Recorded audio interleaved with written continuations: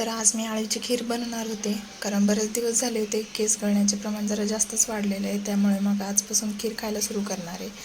आणि माझ्या डिलिव्हरीमध्ये जर सगळ्यात जास्त मी काही खाल्लं असेल तर ती म्हणजे आळूची खीर, कारण माझी डिलिव्हरी हिवाळ्यामध्ये झाली होती. त्यामुळे मग आई मला नेहमी आळूची खीर बनवून द्यायची, पण ती आज मलाच बनवून खावी लागणार आहे. मग त्यासाठी मी 2 चमचे आळे 2 तास भिजत ठेवले होते.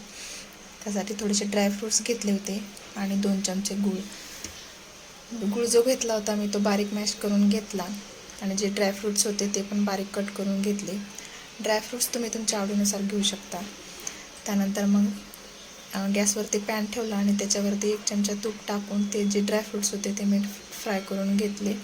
आणि त्याच तुपामध्ये जो गूळ होता तो पण मी वितळून घेतला. गूळ जेव्हा पूर्णपणे विरघळला जाईल तेव्हा त्यामध्ये आपण जे आळे भिजत घातले होते ते टाकायचे, आणि आळीमध्ये जे पाणी असतं ते पूर्ण पाणी संपेपर्यंत ते आपल्याला शिजवून घ्यायचे. त्यामध्ये 1 चमचा तूप टाकून घेतलं मी आणि ते पूर्ण शिजवून घेतलं. त्यातलं जेव्हा पाणी पूर्ण आटून जाईल त्यानंतर मग त्यात थोडंसं दूध टाकलं आणि ते परत थोडंसं शिजवून घेतलं.